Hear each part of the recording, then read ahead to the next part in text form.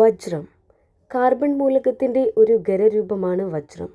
അതിൻ്റെ ആറ്റങ്ങൾ diamond cubic എന്ന സ്ഫടിക ഘടനയിൽ ക്രമീകരിച്ചിരിക്കുന്നു.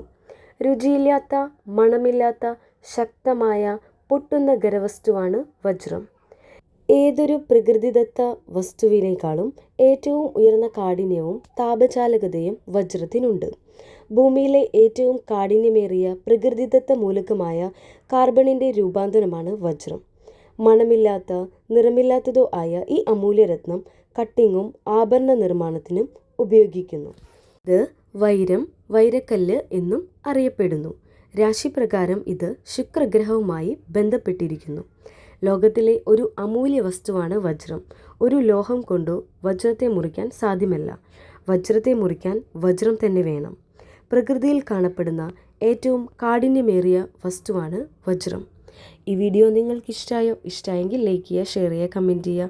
Thank you. ബൈ.